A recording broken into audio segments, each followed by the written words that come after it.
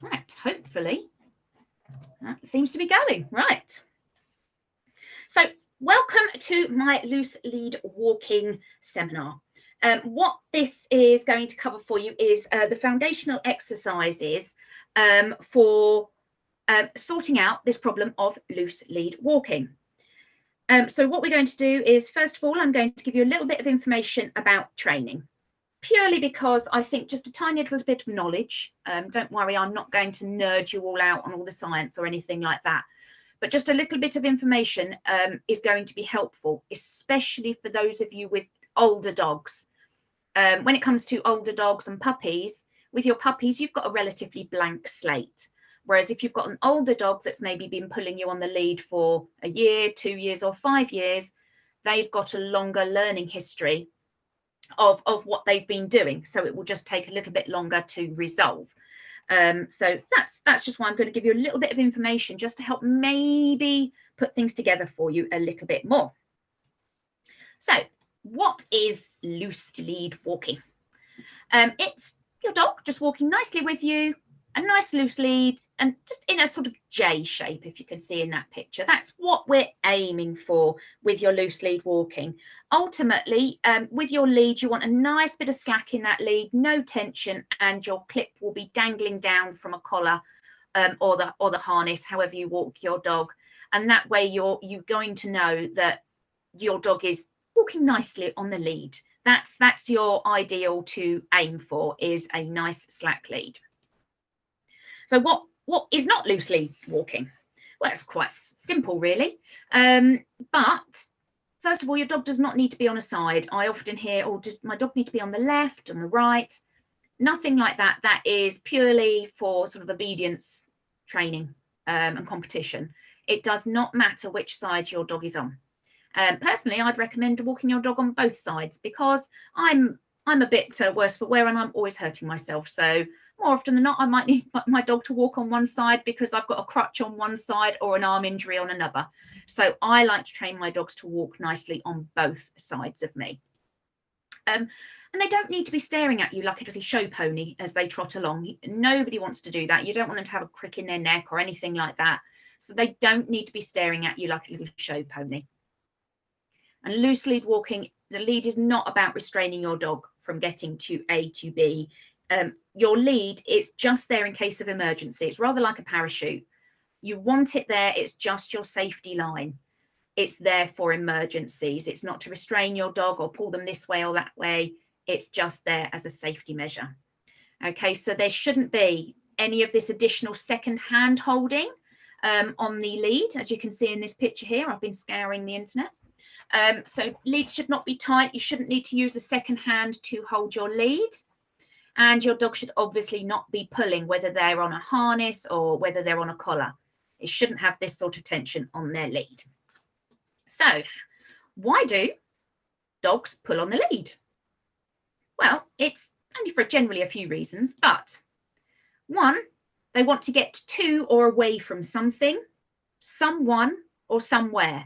So they either want to get to something, maybe it's their best friend, maybe it's a really grotty bit of old pizza that sat on the side of the road.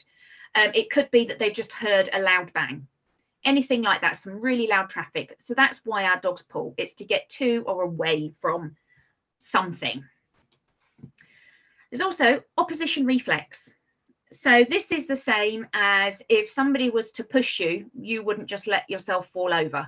Generally, you're going to push back to make sure that you're not going to fall over.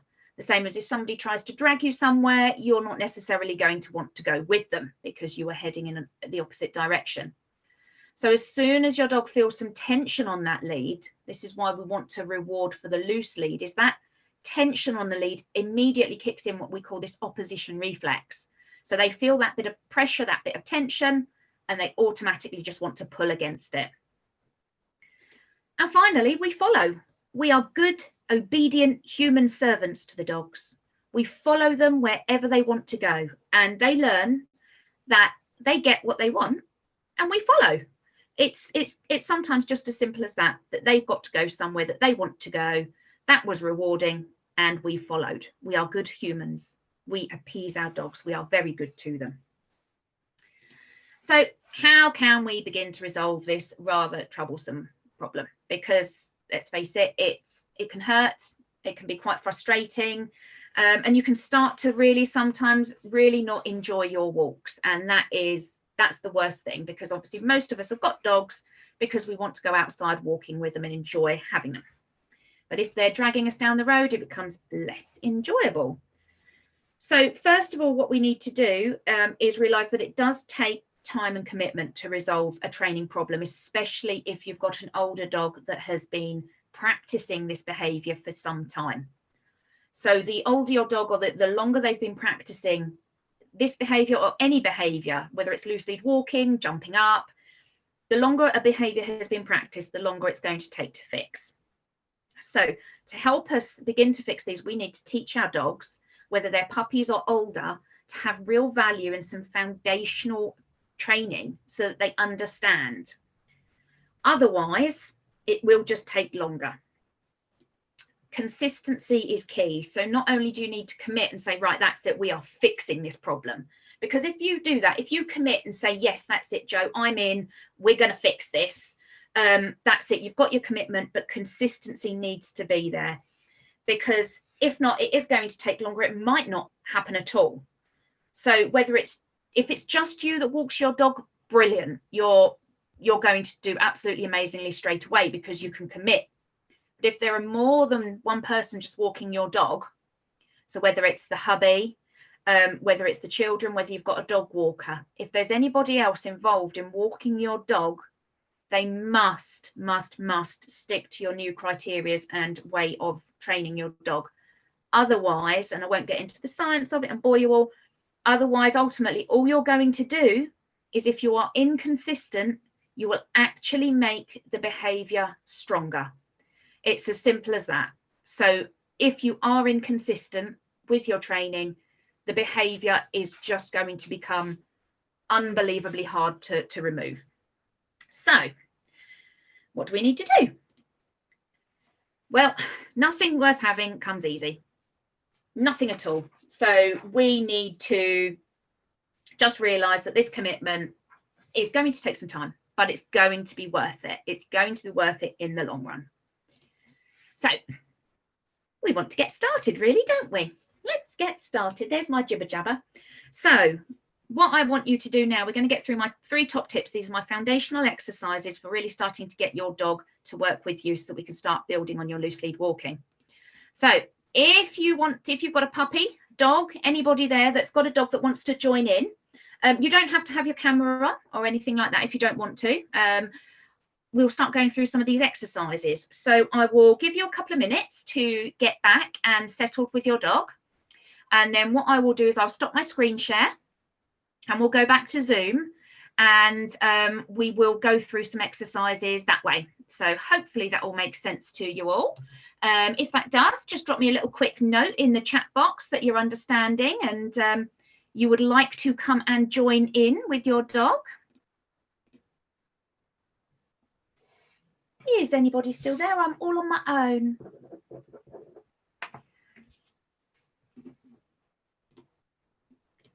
Why can't I see any chats? Is anybody there?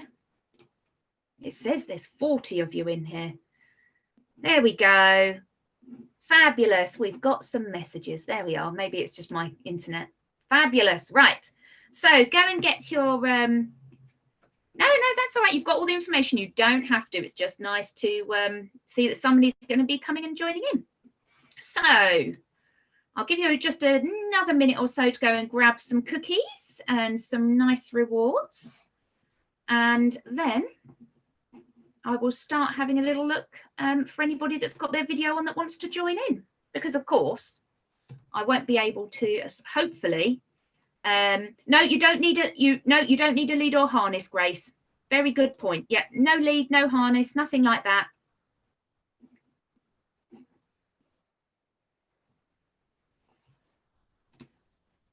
Right.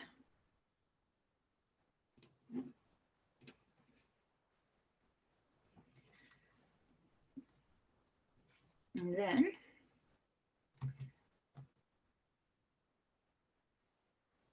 Yeah, it's puppy sleeping time. You're lucky that most of them are sleeping, actually. It's normally witching hour for the puppies, isn't it? They're normally going absolutely crazy about this time of night. So yeah. Right. Okie dokie. So hopefully you can all still see my PowerPoint. So just the very first one we're going to go through is orientation towards you. So what is orientation? Well, it's very simple. What it is, we just want our dogs looking at us. They don't have to be staring us in the eye or anything like that, giving us the stink eye, but we want them paying attention to us. We need them to be paying attention to us so that we can start doing things together. Otherwise, if they've got their nose stuck in a bush, stuck in a bin, we could be waving anything at them, and chances are they're not going to come out of there until they're good and ready. So what we're going to do with this orientation towards us, I'm going to stop my screen share now, and hopefully I'm going to see some videos.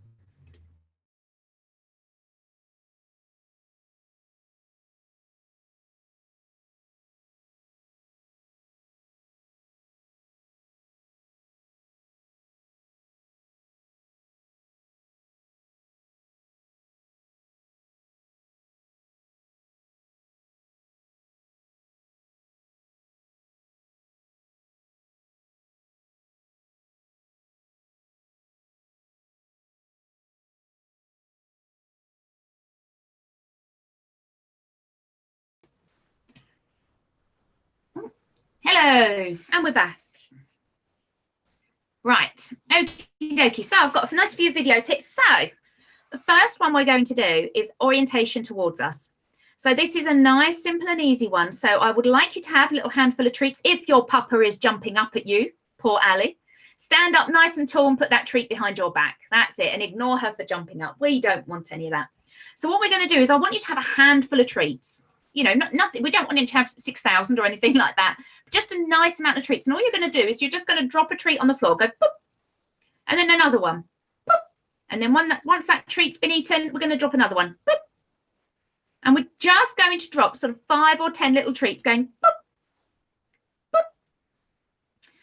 And then after you've done that, what's going to happen is your dog's going to suddenly wonder, well, hang on a minute. What?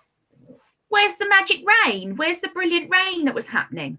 And at that point, when your dog looks up to you, sort of saying, hey, excuse me, I'm here, you're going to say, good, clever puppy, and then give them another couple of treats just from your hand, just to say, that's what I want. That's much more valuable. Clever puppy. Okay, so what we're doing is we're then encouraging them that actually it's way more fun if you just look at us. So it's a really non-invasive way of saying, hey, look, rather than stare at me. Okay, so you're going to drop it on the floor for me, Alice. That's it. That's it. Good. Drop it on the floor. Drop it on the floor. It doesn't matter if I can't see you. And then again, once you stop dropping, they're going to just hold out and wait, and they're going to go, excuse me, hello, I'm down here. Good, very clever puppy. Have some cookies. Hopefully that makes sense. That's the very basics of this first one. So I call it my drop and stop. So not stop, drop and roll. This is just my drop and stop. This is to get their attention when they suddenly realize that their little magic treats that have been raining down have disappeared. So does that make sense? Which noise? Oh, not the boop, boop. No, you don't need to do that. Is that the one you mean? No, it's just, you know, I haven't got any treats. And if I drop them on my desk, that'll just be a nightmare. So no, you don't need to do that. Just, I can't even do it without looking at the face movement. So just drop your treat. Once that's it, you can drop another treat and then drop another treat. That's it. We've got 2 little goldies there that are very, very, very, yeah, 2 little goldies. Right, I'm going to move along on my screen now. Is anybody else doing that? Right, so, right, I've got Grace. I can see Grace is doing it, and I can see Dave Gibbons. I've got your puppy there. So let's have a little look. So we're doing drops and drops. Lovely. Very good. And then stop those treats. Oh, and we've got a lovely little down there from Grace.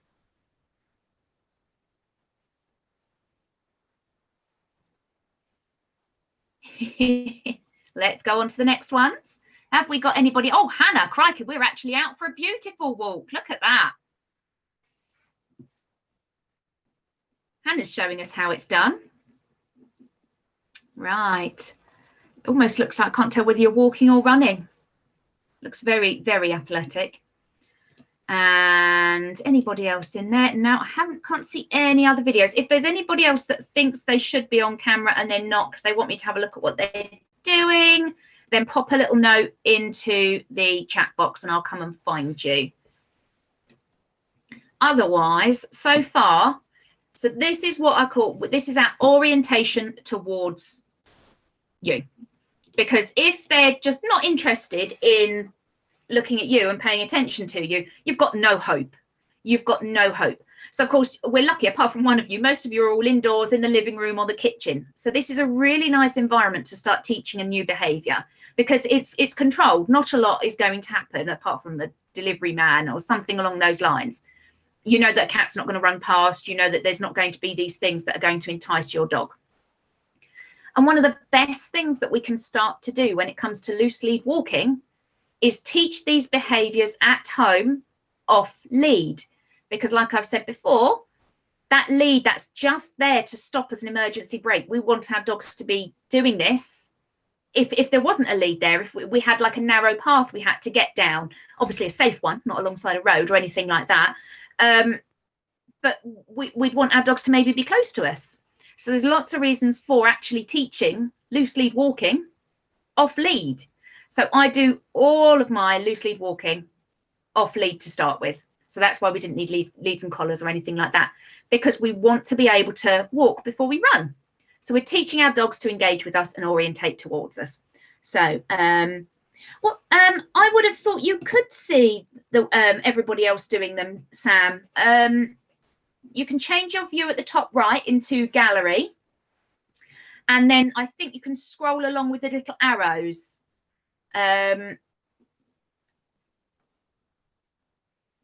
Oh, it's the other dog, is it, Hannah? Oh, yeah, you've got it. Brilliant. And everybody's in, you'll all change orders as well, and it'll jump around a little bit and things like that. But as there's so many of you in here, just drop me a message if need be, and I will get back to you. Right, so I'm going to move on from the orientation because I don't want to take up all your evenings. You'll get bored. So I'm going to go and share my screen again now. And hopefully it's this one. There we go. Right. Hopefully you can all see that. I'm hoping so. And my technology skills have not let me down. If they have, I will go back in and check on the chat screen just in case. So we've done our orientation towards you. That is absolutely vital, because if they're not paying attention to you, it's not going to happen. So next, hand touch. This is, again, another really simple one. But what this is it's your dog's muzzle or their nose coming and touching your hand. We want their nose to make contact with the palm of your hand. And the reason I want you to teach this is because it's building value in being near you. The rewards coming from near you, therefore building more value around you. And if there are any distractions around, other dogs, and absolutely anything, if there are other dogs, anything, any distraction around, a hand touch can help focus your dog back to you. So you can then go from your hand touch to your orientation. Again, hand touch, orientation. That's to keep your dogs a visual focus on you.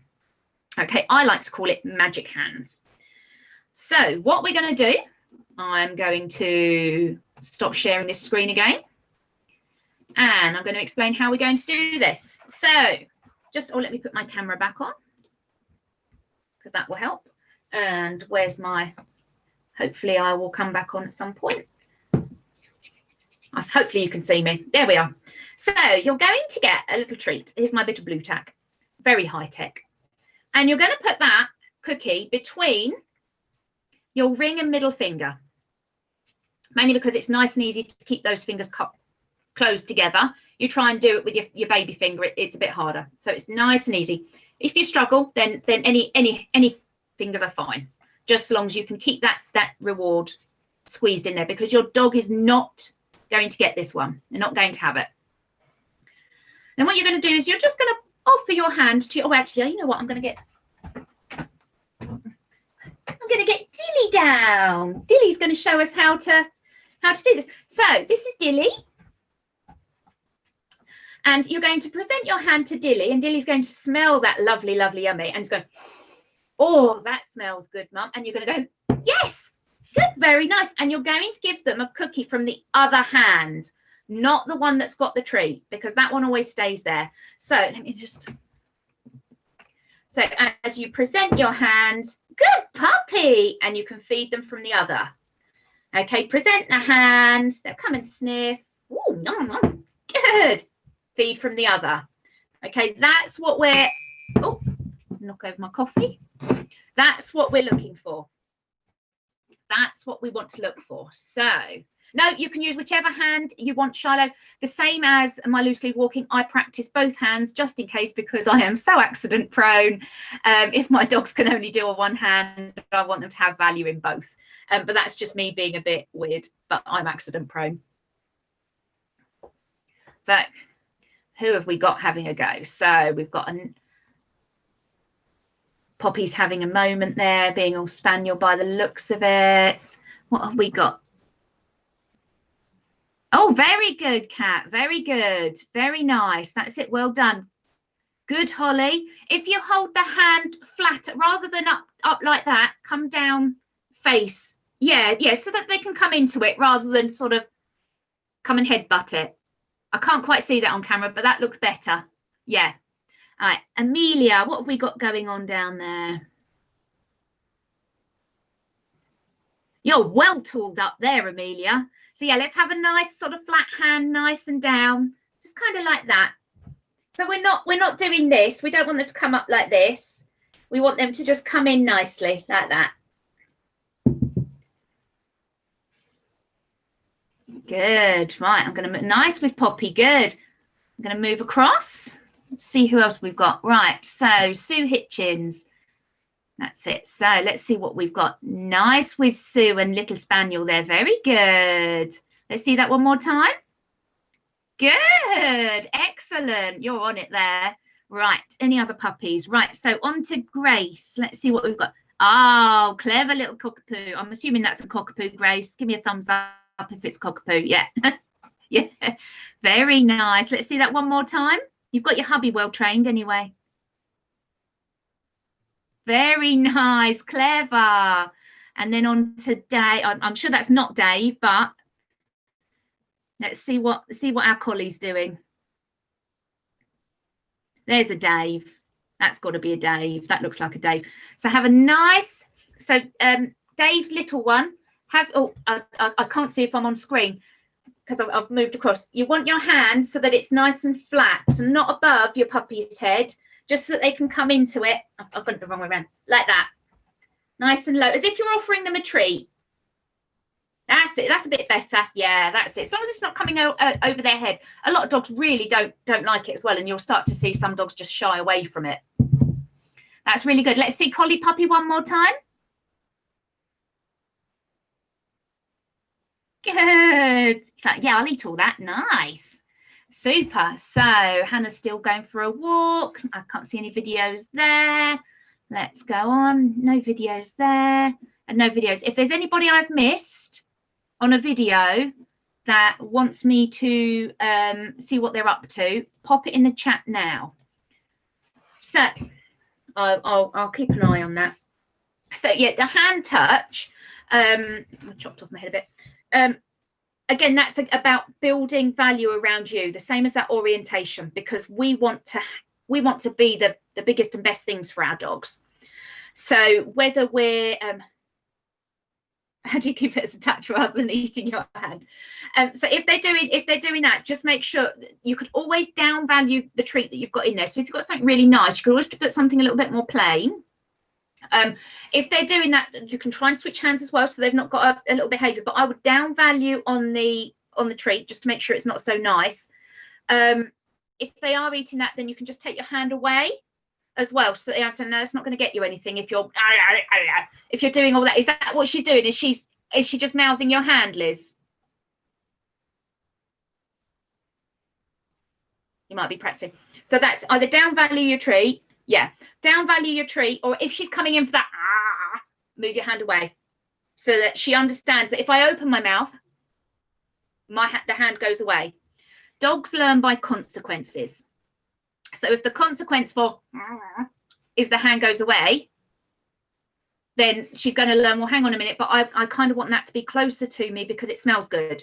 So as she comes in and maybe she doesn't open her mouth, before she's even got to your hand, you could say good. So if she's coming in and she's about here and she's not opened her mouth, at that point, you can start baby steps and say good and give her a cookie from the other hand, so that she's understanding that it's the mouth closed coming up to me that I want. So break it down into even smaller chunks. So hopefully that will help you, and then gradually you can build it up so that she gets closer, and then again take it further away. Fabulous. Okay, so that is hand touch. So again, really, really good, building value around you, and you can get that focus. I call it my magic hand, so that when they see it, they're like, yes, it's like an amazing doorbell, and I touch it and all this stuff appears. So that's what we're aiming for, is that this hand is just magic. When they touch it, it's like just a button to release Jaffa cakes from the sky. And if I had a button like that, well, I wouldn't move. I'd just sit there pressing the Jaffa cake button. So let's move on. I'm going to go and share my screen again. Let's do that. And this one. Okay, so that is hand touches. Now this is where we start to get to some of the fun bits. Okay, so I want to see as many of you brave souls having a little go at this as possible. So this next one is walking backwards, of course, when safe to do so. Let's not get silly. So what I like to call this is my ministry of funny walks. I'm not showing my age at all there. So my ministry of funny walks, we start off, it is as it sounds, really. We want our dogs to be with us, so we're going to be a bit daft. What we're going to do is we're going to start off this exercise with our dog in front of us and walking backwards. And it might seem like, what on earth are you talking about, Jo? Well, for this one, just to make it a little bit easier, I actually got a video of me doing it with Alan. So you'll be able to see how it progresses from the initial walking backwards. So what I'm going to do, the video is only about 3 minutes long. And what I will do is I'm going to play the video and then I'm going to open it up to some questions as well and have a look at how you're getting on with this, just to make sure that this makes sense. So hopefully what I'm going to do is this is going to start playing in a second. I'm going to head back to the chat screen. So if you can't hear it or anything like that, please let me know if you can't hear it. Okay. What I want to do.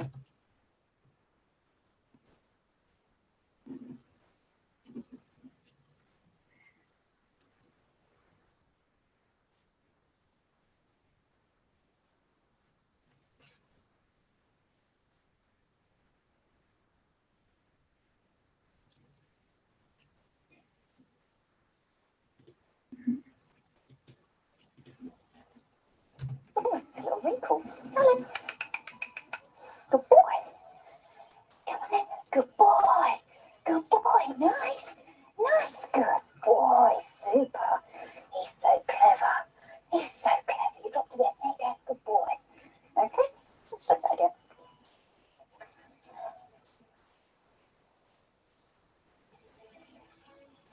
Good boy. Okay.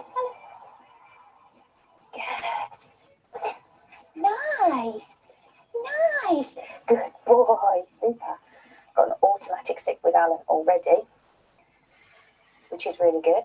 I'll add that into another lesson for you on how to go about getting your automatic sit. Let's try that one more time. Come on then, Alan. Where are you? Oh, here we come. Nice. Come on then, pup.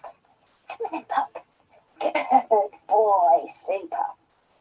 So you might just think here that I am doing a recall. But what I'm encouraging Alan to do is come with me. Come with me. Yes. Nice. Very good. He's going to come with me. Yes, he is. He's so clever. Good. Super. How this will build into loose lead walking is at the moment I have Alan in front of me. What we're going to start on to the side, and you can start to see how this is going to progress. Okay, Alan, let's go. Ready? Let's go. Come on then. Let's go. Yes. Nice. Nice. Clever puppy. Good. I'll ignore the jumping up for a minute. Super. Now let's go back. Side steps. Okay. Let's go. Good. Side steps. Side steps. Good. Super clever puppy. Okay. So we went from facing up. Good. Clever puppy. Super. To a side step. Nice. Nice. Yeah. You can always do a half and half. So there's my facing him, there's my side step, that's a halfway point. Because they really don't like it, you know. Nice. Nice. Yeah, nice. Good puppy. Super. I'm going to change sides. Side steps. Side steps. Side steps. Side steps. Lovely. As you practice this, oh, my bad. As you practice this, side step. Ready? Side step. Side step.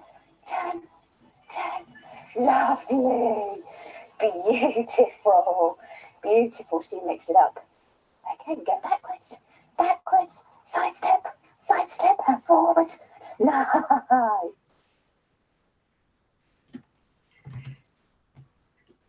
Hopefully you all did you all hear that? Did you hear the sound on that video? Because I think when I came back to the chat it stopped it playing for some reason. So hopefully you all heard it. Brilliant. Okay, fabulous. Right, so does that make sense for you on how walking backwards leads into walking forwards? Those of you that have got older dogs, you can still practice it this way, because we're now teaching what we're teaching them a new behavior. So we're not, whereas you may have been walking along before saying to your dog heel, heel, close, close, or anything like that, this is a new behavior where we're teaching them something completely new now, that will come together as loose lead walking. No commands, nothing. I use very few commands with my dogs, unless I need them specifically to do something. I've got, most of them will automatically sit if I stop, should do. So I've got recall cues, and I've got lots of cues for obviously tricks and things like that. But a lot of just basic cues I don't have. So I don't have a loose lead walking cue. I don't have a stay. I don't have a wait. I get easily flummoxed with words and things like that, when, especially if I'm in a bit of a kerfuffle. So I use very little cues and try to avoid it, if possible. So yeah, don't need to use any verbal cues whatsoever with any of these exercises I've shown you today. The only thing that in fact, you don't even need to say yes or good when your dog's done something. You can just give them a treat. So you don't even necessarily need to mark it. It is helpful to mark a behavior for the dogs, because then they know at that point that's what earned them the reward. So that's where clicker training comes into it. But you don't even need to do clicker training for this. Clicker training is generally, that's for things a little bit more specific, like your tricks or your really, really perfect things. But when it comes to just your pet dog behaviors that you just all want to be happy, oh, Amelia doing very well there, fantastic. You don't need to necessarily overcook it. We want to keep it as simple as possible for you so that you can get the most success. Okay, so anybody that wants to have a go at walking backwards safely, oh, let my videos come off. Let's put that on. Hopefully, maybe it might do. Right, so I can see Amelia first. I've been seeing you doing some there. That's it. Oh, no, puppy says, I'm done now. I'm tired. All this training, it's hard work. It's hard work. Tara, upside down. Oh, Ali, you're upside down as well. Hello, down under. Right, Ali. Oh, different Ali. That's all right. Ali, were you going to have a go with Poppy? Oh, so if she's jumping up, let's put your food behind your back. Are you on the video, Keith?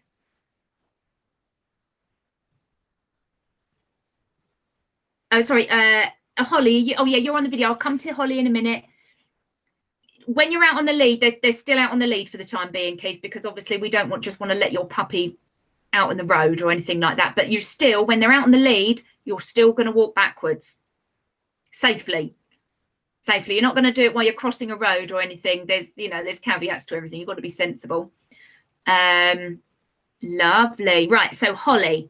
So if they're jumping up, I want the food behind your back, not obvious right in front of their face. That's it. So go for a walk backwards. Can he walk backwards at all safely? Or she, sorry. Not quite much. So yeah, if she's jumping up, that's it. So food behind your back and say this way, this way. So how I was encouraging Alan in the video. Yeah. Yeah. And then of course, when they're not jumping up, and again, what you can do to prevent any unwanted jumping up, you can always drop the reward between your feet, so that it's just taken some of the real excitement away from the hands. If they're getting too handsy and too mouthy and excited with the hands, you can just drop the food on the floor.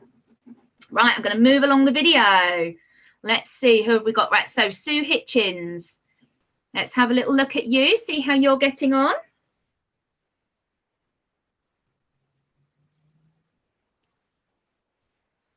Very nice. Very good. Super. Okay, very, very nice. Right, so Grace, how are we getting along? Are we fast asleep now? Have we had enough? It's a lot to take in. I'll have a quick look at Dave. Good. Okay, so what have we've got a little jumpy up cheeky monkey going on here. Let's have a quick look. That's it. Hand behind your back for me, Dave. That'll just encourage jumping up. Good. As soon as your puppy takes a step towards you, just come and drop a cookie on the floor. That's it. So drop a cookie on the floor for me, Dave. That's it. And then just start coming back this way. Hand behind your back. If you can, yeah, don't fall over. That's it. Good. And then drop a cookie on the floor.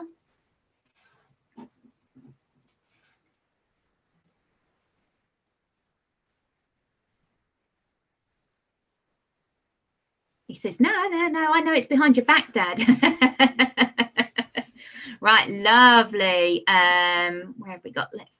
Let's move along. Any other videos? Let's have a look. Super. All right, I think that's everybody. If I've missed anybody that wants to have a go, pop it in the chat.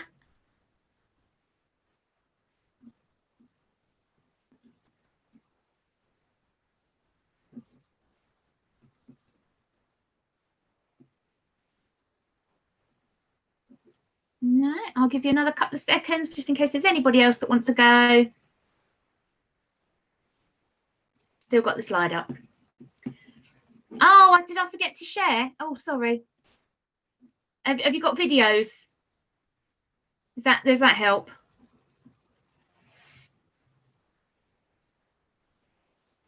Hopefully that helps. Hopefully you come back to the camera. I've paused the screen sharing now. See, look, me and technology, we don't go so well. We don't go so well. Right, well, I'm going to move on. I'm going to get this sharing back on. So these foundations, these 3 exercises are incredibly important because they are all about building value around you.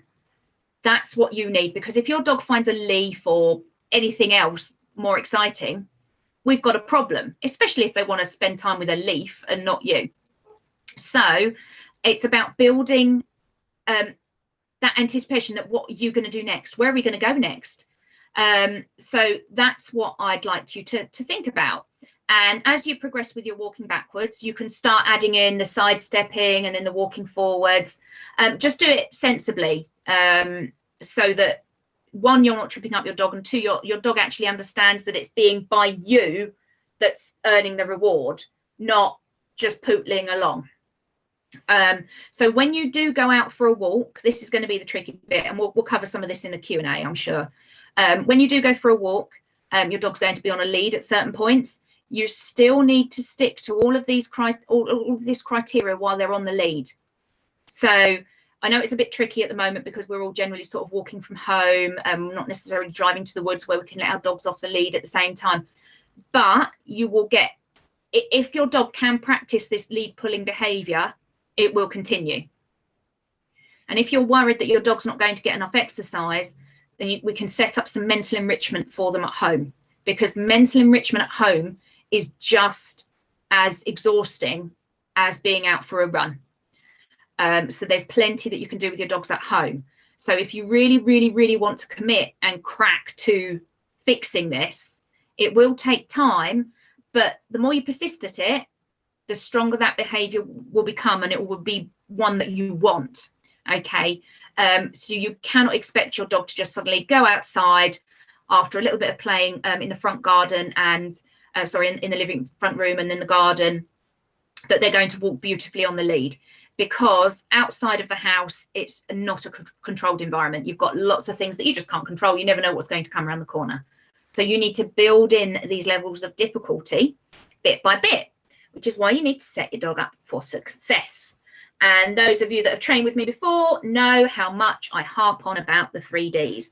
And I harp on basically about threes a lot. So I've given you 3 exercises to concentrate on today. And I want you to think about the 3 Ds. Okay, this means that you can take your baby steps or your puppy steps in some cases, and you can raise criteria or lower your criteria. So these 3 Ds are distance. So for instance, how far can you carry out the distance of these 3 behaviours that we've done today?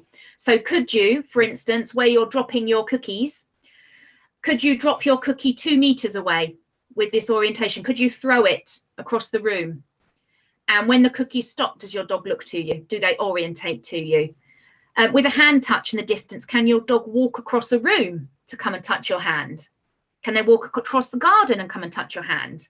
So you can increase this distance. And the same applies for your walking backwards. How far can you walk backwards, obviously safely, with your dog following you? You can increase that distance. So just working on those 3 behaviours, you've already got these 3 things, the distance that you can work on. Then you've got your distraction.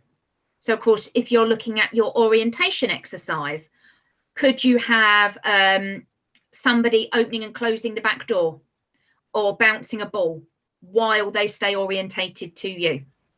The same with the hand touch. Can somebody be bouncing a ball? Any sort of distraction that you know your dog would like, can they still do the orientation, the hand touch, or the following you with your Ministry of Funny Walks while this distraction is going on? And then you've got your duration. Now, you don't want to keep pushing and pushing and pushing your dogs to train for 20 minutes, an hour, etc., etc.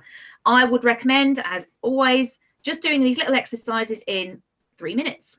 I like my 3s, so no more than 3 minutes at a time. But to begin with, you might only be able to get your dog to do 1 hand touch in 3 minutes. You might only get them to look at you 5 times during 3 minutes. But you can gradually work on that duration, on how long maybe they can keep their nose touched onto your hand. Can you start extending that duration? Can you start extending the duration of how long they look at you before they get bored and want to go and look for something else? So it's all about adding in these 3 Ds. And what's the great thing about this is if you are struggling, you lower a D. So whatever you're trying to achieve with any behavior that you're teaching your dog, if you break it down into these 3 Ds, you can make it easier or harder. And if you've got a behavior that's too hard for your dog, you can lower the Ds. You could lower 1 D. You could lower 2. You could, even if they were getting good at something but not quite another, you could lower one and raise another. Okay, it's endless with what you can do and how great you can make a behavior, because you can always change these 3 Ds. So remember, and again, this is my favorite little saying: strive for progress, not perfection. Okay, if you just constantly think, right, this has got to be perfect next week, it's not going to happen. You need to break it down into these little small manageable chunks and aim for that progress, just a little bit each day. Okay, so if you do 3 minutes a couple of times a day, every time you boil the kettle or a TV advert comes on, something like that, that's going to be little bits of progress towards getting the end behavior. There's no reason why you can't put your dog's collar and lead on for 3 minutes and walk to the end of the drive and then go back home again. There's nothing to stop you doing that. So it's these little bits and bobs that are going to fit into a bigger picture. So don't worry, we'll have the Q&A coming up at the end of all this. So if you've got any questions, we can go from there. So just to recap everything for you, because I've thrown a heck of a lot of information at you. So first of all, do not run before you can walk. If you do, you're just going to fall over and scrape your knee. It is really important that if you decide, like with anything, you know, you want to give up smoking, you want to lose 2 stone, anything like that, you've got to break it down and do it in little manageable chunks. If you do have too much failure, you need to go back a step. You need to lower those Ds just to make it easier, and your dog's going to have that success and they're going to want to keep doing it. If you put a lot of time into these foundation behaviours and these core behaviours, you will find that the overall, when we get to the loose lead walking aspect, will actually come a lot quicker, because it's about building this value around you and not that dirty tissue on the floor, or the fact that the park is 10 meters away. You are only going to reward your dog when you're out and about on walks when the lead is loose. Okay, so that's when there's a nice bit of slack in the lead, or the clips hanging down. If your dog, for the time being, starts to pull, you are going to stop. You are just going to stop. And I don't care whether the wind is blowing a hoolie and the rain is pouring down. You are going to stop, because your dog has only got the circumference or around that lead and where you are of his world, his or her world. They can only investigate that whole area at the end of the lead. At some point, whether it takes 3 minutes or 3 hours, and yes, I'm not joking, that area will become boring. They would have seen it all, smelt it all, and they're going to do the orientation towards you and say, hey, what's next? I'm bored. That is where one of your first exercises for when you're out and about, you are going to stop. Then as your dog reorientates back to you, that's where you can reward for the orientation. You can do your hand touch, and you can start maybe walking backwards and say, yeah, we're going to go this way, and then change direction again. What I want you to do most of this is practice at home off lead. Okay, so where it's safe. You can even practice this at the field or somewhere safe where you walk your dog off lead. But obviously when you're out and about, don't expect it to go successfully. So if you are out and about, you need to make sure that you're safe for doing this. It's really good that when you're teaching a new behavior, you start at home to build an understanding of it, so that your dog say, oh yeah, I remember, I remember now, when you're out in the real world with distractions going on. Now, if you're worried about too much food and rewards and everything going in your dog, just use their daily food allowance. So whatever you would put in their bowl for breakfast, lunch or dinner, use that. If you raw feed, yes, use that. I raw feed. In that video, you saw me rewarding Alan with his raw food. Get down and dirty. If you can't bear to touch the raw food with your fingers, rubber glove or anything like that. So yeah, you can use your daily food allowance if you're worried about food intake for any breeds that do have a tendency to put on weight. So when you are out and about, you need to use a suitable reward for the environment. So there's no point in going down the street with a boring biscuit. Okay, use the boring biscuits indoors, so that when you go outside, you've got a higher value reward outside. You've got something to contend with the kebab on the floor. You've got something to contend with the dog across the street.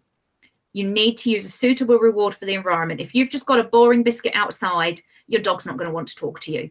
Okay, so save the boring stuff for indoors, or the stuff that they're not, you know, they're just like, oh yeah, okay, it's a biscuit, I'll eat it. And then use the good stuff for outside. Okay. And first, you know, finally, and what should really be first, never, ever, ever yank your dog on the lead. Whether they've got a collar or a harness, you can cause injuries to your dog. So if they're pulling you, just stop. Dig in, no matter how big your dog is, grab a lamppost and hold on. Never yank them back. They'll come back to you with these orientation techniques that I've been working through with you. So what's next? Because I'm sure you're all desperate to get on with your evening. And we'll do a Q&A at the end of this as well. So I want you to practice these 3 exercises indoors, and when you're happy that you've been practicing for a few days at home, try them outside, see what happens. If it doesn't work, you know that the area is either too distracting or you need better rewards. You can look at your Ds on how to get some success when you're out and about. So you're going to remember your 3 Ds. We need to set your dogs up for success. If there's failure, it's because the exercise has been made too hard too quickly for them. They just don't understand yet. So if you lower your criteria, you'll have success and you will move forward quicker. So more loose lead walking with me. So in about, in a couple of weeks, I'm going to do a follow-on webinar for this one, which is going to be advice and support for each of your personal situations. So you're not going to be on mute or anything like that. We're going to be able to get into the nitty-gritty of your personal situation.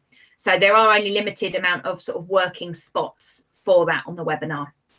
I'll be giving you more exercises, more practical exercises, so that you can get out and about doing your loose lead walking, because there's no point in me saying, right, you're going to loose lead walk like this if your dog has not got these foundational understandings. Otherwise, you'll still just get yanked, and therefore you're not going to fix the behaviour because of your inconsistency. And we'll also go through all the troubleshooting. So dates for your diaries: 3 p.m. on Sunday, the 7th of November, crikey, Sunday, the 7th of February.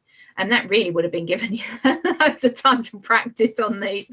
That gives you just over 2 weeks to really get cracking on these foundations, so that we can move on to the next step. So how can you join in? So I've got a few ways how you can join in. I've got 3 options for you. First one is the personalized option. So that is this live webinar that we've got with you and your dog. So I'm going to be doing another live webinar. Did I say it was the 7th? So we're going to have that live webinar with your dog. So your dog will be joining in with you during that session, and I will be giving you personalized help during that session. We'll have a Q&A for you as well during that session. Following that, you're going to have 2 10-minute follow-up calls with me individually to work on how you've got through following our lessons. And you're going to have follow-up support for 6 weeks. And I'm going to throw in my little free ebook on loose lead walking as well. If you're not too fussed about having all that support, you can just be an attendee in the webinar. So you can still join in with your dog. You can still have Q&As. You can still ask some Q&As during the webinar, but that will be it. There's going to be nothing else after the webinar. That will be it for you. And if you're not too sure and you still want to come and join, but you know your dog's going to be asleep or you can't do it successfully at home, you can just come in and watch the live webinar. But that doesn't allow you any sort of personalised help. You will just get all the information. So you've got those 3 options that are available. Now they can be booked now. There are only limited spots for the personalised and attendee plans because I can't be there to help the 42 of you that turned up to the webinar. So you will need to grab that spot if you want it. And it will be absolutely most definitely worth it because, well, I'm worth it, quite frankly, and you will get plenty of help. And just in case you don't know me very well or anything like that, I've stuck on here some of my little Trustpilot reviews that you can have a little look at as well, just to know that you are getting a fantastic trainer. If you've not done any online training before, it does work incredibly well, and I encourage you all to come and do it rather than put something off until the last minute when your shoulder has finally given up the ghost. So if you have any questions, there are plenty of ways to get in touch with me. You can email me directly. You can get in touch via my website. I've also got the Facebook group, which is the Paws Group Horsham. And there is the Paws Group YouTube channel where you can go and subscribe to that to be notified of when I put up new videos. There's plenty of videos on there from mental enrichment, trick training, problem solving. There's all sorts of things on there to keep you entertained. So what I'm going to do is I'm going to stop sharing now, and we are going to move on to the Q&A, because that's what we want. We want to get through some Q&As for you all. So I'm going to head back to the Zoom. Fabulous. Right, how is everybody doing? Right, let's have a quick look at all this. Right, let's have a look at some of these. Right, so Tracy, first question from Tracy. What do you suggest for a 2-year-old lab that will walk fine when not on the lead, but as soon as she puts on the lead, she pulls really badly? So that says to me, Tracy, that your pup has learned that this is when the lead goes on, this is what I do. So what you can start practicing, what you could try is these 3 exercises at home. You could pop the lead and collar on her at home and just leave the collar, the lead dangling for a second. Obviously, make sure it's not going to get caught on anything, just to build up a new association that it's kind of lead on, lead off, lead on, lead off. So that when you clip that lead on, maybe she goes into a sit, so that she's got a new cue associated with that lead going on. So it's not lead go on, I pull, it's lead go on. Well, if I pull mum across the living room, doesn't matter because she's not holding the lead, or lead go on, I'm going to teach you to sit. So it sounds like she's just learned lead goes on, I pull, because this has been, the lead restricts me from getting to where it is that I was just going to. I was just thinking, hey, I'm on my walk, I've not finished yet, I just want to go and investigate that leaf. Oh, I can't. No, well, I'm still not going to go and investigate that leaf. So building that, building the exercises and value around you again will help. But because she's got that little behaviour of lead on, I pull, we just need to change that a little bit. Yes, these will work for a 6-year-old dog too, Ali. Yes, absolutely. Even if you're just walking that stretch to where you go for a walk. Yes, well, and we went through this with Poppy. Yes, so when it comes to older dogs, now, so this is the tricky bit. So if you've got an older dog that has been doing something for so long that they're set in their ways, and this is how they've been going for a walk for years, we need to change how they think, and we cannot let that behavior carry on. And I don't want to bore you with all the science, but ultimately, if something is randomly reinforced, okay, so it's not, it's just happening occasionally. Okay, so if occasionally every time I walked past a tree and a Jaffa cake fell from it, even if it didn't happen every time, just 1 in 3 or 1 in 5, I'm still going to look at that tree and hope that a Jaffa cake may fall because it has before, and I'm going to have hope. And if your dog gets to practice an unwanted behavior, any unwanted behavior, randomly, you will never get rid of that behavior. If anything, you will actually make it stronger. So you need to be really, really careful. So if you are just doing, okay, so I walk my dog nicely, or my husband doesn't, it will take your dog longer to walk nicely with you than if both you and hubby were doing it together. So you've got to be a team on this one. You can't just say, right, we've got to get here because I've got to get the dog exercised. There's plenty of things we can do with your dogs without exercising them. You can always, I know we're not supposed to be driving places and things like that at the moment, but I'm sure you may all have a local park that you can drive to, in which case that you drive to that local park that's 2 minutes away, you walk for 10, 20 meters nicely, and then your dog can come off the lead, so that you know you're not going through this great big epic 45-minute walk around the block walk. So you plan, and it just comes down to a little bit of planning and control and management. Right, okay, whose turn is it to do the dog today? All right, I've got half an hour. So if it means that I've got half an hour to be with the dog, if they're outside sniffing for 20 minutes on the end of the lead at the end of your path, they're still getting plenty of enrichment, enjoying something that they want to do, and they're using their nose, which is exhausting for them. That's how they see the world. They don't see the world through eyes like us. They go by nose. They follow the world by their nose. So whereas we get tired looking at things and reading books and everything like that, they get tired sniffing. So rather than saying, oh, look, there's a butterfly, oh, look at that, they're sniffing. So even if you do just get 10 meters from your front door in that half an hour, your dog will still have enjoyed their time outside. They would still have been outside for 30 minutes. They still would have been sniffing and taking things in. So you have to be strict with yourself. If you want your dog to have a run, go somewhere where you know you don't have to loose lead walk for very long. Hire a secure field so that you can just literally pull up in your car and let the dog out or something like that. So there are options, but the same with any behavior. If you let it continue even in a minor way, you're not going to fix it. So you have to commit. You have to say, yes, right, we're gonna sort this. And the more committed you are, the quicker you will be fixing it. And it's the same for dogs that have been pulling for a long time or anything like that. They just need this new routine. Right, okay, well, we're not doing that. I'm standing still. You let me know when you're bored, and then we're going to go in the other direction. You're going to look at me. You're going to do a couple of hand touches. Maybe you're going to do a sit and a paw. You're going to talk to mummy. You're going to come back into the room. And then we'll continue. But if you continue to yank me, well, I'm going to stop still again. Okay, so again, like I mentioned earlier, dogs learn by consequences. If you pull me, I'm going to stand still. I'm not going to pull you back and engage that opposition reflex. I'm not going to yank you and maybe give you a little bit of pain so that they just learn, hang on a minute, I'm going to do this. Oh, no, it's still not going to stop me, because they don't think like that. Their arousal will override it. They'll just be like, no, I've got to see, I've got to smell that thing. I've got to smell that thing. I've got to smell it. They won't know what you're doing. All they know is that they're being restricted from getting to what it is they want to get to. So,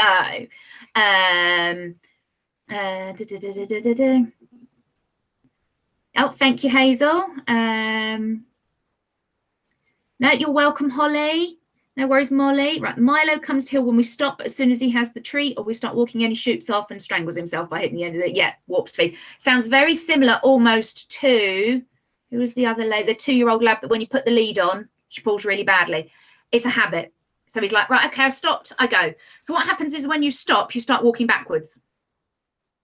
Okay, so that's what when you do, stop and walk backwards. If he starts pulling forwards again, you're going to go backwards again. Okay. It's just retraining that. I see a Jaffa cake, I eat it. You try and retrain me out of that, it's not going to happen. So it's just working on them. What about a dog that won't move and puts the brakes on and sits down? Okay, so collar or lead for me, Liz, on this. Liz, is it Hera? Is she a shepherd? I can't remember. Let me try and find you on the video, Liz. Liz. Oh no, you've not got your video on. Oh, there you are. Is she a shepherd? I can't remember. Has she got a collar or a harness? That's it. Yeah, German shepherd, both. Oh, both.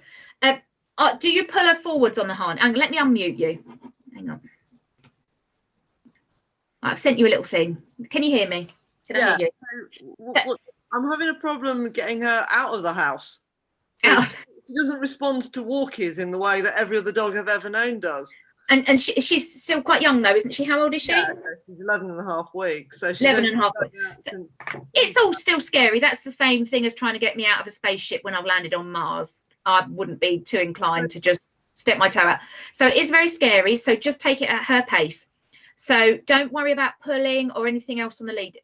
Anything to do with your puppies, you take it at their pace. So load yourself up. Oh, sorry?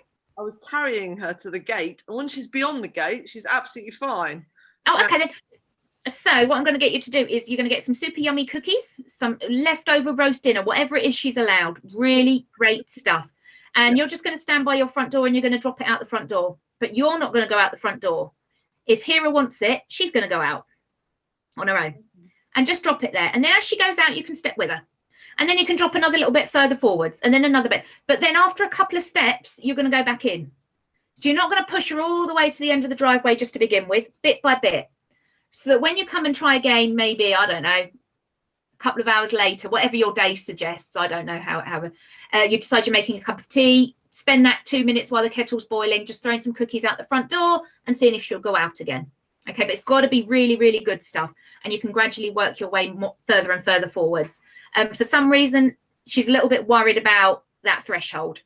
Does she walk perfectly fine on the street once you're past? That's it, yeah. So there's something there that's worried her, whether she's seen something. So it doesn't necessarily, if a dog's been somewhere. Yeah. So, sorry? She's been in the car to the vet, so I think it's the so she might be thinking, yeah, so they generalize. So if, for instance, okay, so a few months back, I was at a seminar. And it obviously had to have all this face shielding on because of everything that's going on at the moment. And I had to pick the one desk in the one classroom in the whole world where a spider decided to fall on the student's head, crawl down between my face and the face mask. Now, obviously, aside from screaming and crying in front of a room full of my peers, I was then petrified for the rest of that weekend because we had to stay in the same seat for COVID reasons. So, of course, all I could do for the next couple of days was just make sure it's not around. And I then generalized that whole classroom and everything. So not only when I sat at my desk was I doing this, every time I walked through a door in that building, I was doing this. So I generalized that experience to a whole situation of things. So if there's been something extreme, so if she went out that door, went in the car, went to the vets, she's just going to work backwards, the same as I did pulling up to the car park the next day to go into the classroom. By the time I was in the car park, I was thinking, I wonder if that spider's back.